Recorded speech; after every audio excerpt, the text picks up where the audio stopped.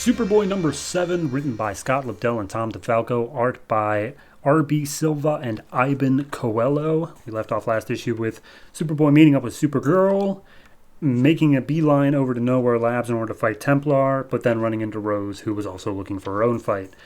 This issue picks up with Rose literally just getting tossed out of the way, and she's like, yeah, you make a good entrance, but is that all you got? And she's like, dude, stay down, I'm going to take care of Templar. And he just beelines it through a wall as Rose gets back on her feet and just be like, all right, well, this looks like it should be fun after all. And he makes his way through the facility and realizes, like, all these techies, like, he just zooms past them, he doesn't even care. Even security guards who try to stop him, he's just like, all right, bye. And he uses his telekinesis to scan the entire building for how many people are in there, and he tries to send everybody out to an emergency exit by collapsing a beam down onto a vacant lab, thus getting the warning alarms going. And as he does so, he's attacked by Center Hall, who's like, hey, Superboy, we got a big old gun, something that's like anti-tank blasters. No way that you should be able to deal with it. And Superboy gets up and just be like, except I can. And he knocks out the entire team. And as soon as he reaches Center Hall, he's like, oh, please, not again. And Superboy just kicks him through like multiple walls. And as he's staggering for a second, because he's like, no, actually, that gun did kind of hurt. Whew, all right. Anyway, making my way through. And he goes down through to the place where he was actually born. Skipping over a bit here. As he makes his way through one of the hallways, he comes across this city street that just says, like, don't do this. Like, all the signs are like, don't do this, Superboy. Let me take you away. You can escape. And he's like, what in the hell is this? And an editor's note specifically tells us, as the audience, that it's possibly Danny the Street. See the pages of Teen Titans.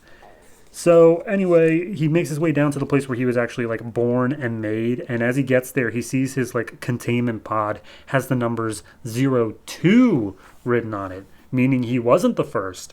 And then we see some surveillance, some guys watching cameras of Superboy discovering this. He's a shadowy figure on a floating throne. And he's like, it took him long enough to realize that he was not my first. And he's like, do you want me to take care of him, boss? No, Rose is here. And, of course, Rose is there. She kicks Superboy a little bit and gets the upper hand on him because he's a little bit messed up by realizing that he's not the only clone. But she pulls out a kryptonite gun and shoots Superboy in the head. And she's like, man, that was anticlimactic, but I'm glad I took care of you. And, of course, he's like, nah, I'm still alive. And she's like, that's impossible. You can't be alive. And he's like, I'm Superboy, bitch. And then she throws a sword at him, and it goes through his chest. And apparently the whole thing was just a ruse to get his ego up so that his personal force field would be let down, and she could attack. And he does end up passing out and like nearly dying. So we cut to later, and Templar and Center Hall have him contained. And they're talking about like how they're going to dissect him because whatever's inside of him could be the cure to Templar's own illness, whatever it is. And Superboy, he's awake for all this, but he plays dead because I guess he wants to learn. And then we get to elsewhere. At that very moment, Caitlin Fairchild wakes up, Dr. Red, and apparently a detective from the GCPD owes Superboy a favor, and so she's watching over Caitlin for Superboy's sake.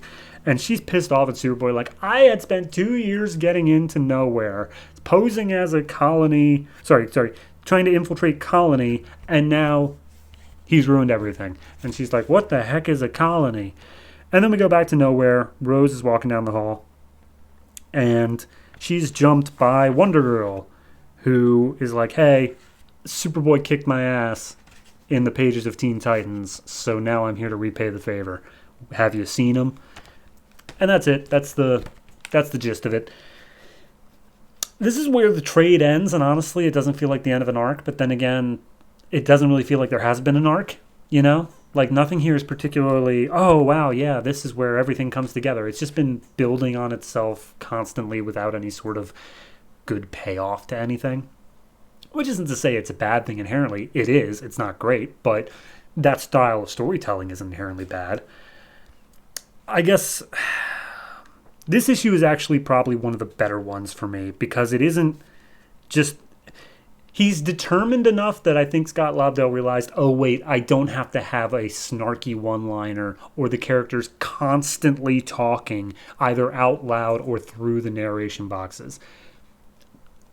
And I like that. I really do appreciate that. And I'm anything he says is purely utilitarian in terms of like, I'm pissed. Here's what I'm doing. I'm not dealing with this anymore. And I like that. So it's, in terms of writing, it's probably the best we've had of this series, if not at least recently. Art-wise, it's the same as it really has been. I couldn't really tell the difference between the pages done by R.B. Silva and the pages done by Ivan Coelho, so at least the styles blended up pretty nicely. It's fine. It's, in terms of Superboy, it's the most fine of an issue that we've had. It's not blowing my hair back. It's not anything super amazing or fantastic. It's just fine. So overall, I'm going to give it a 6. It's fine. Like, there's nothing more I can say about it. In terms of being the last issue of the trade, it's fine. Whatever.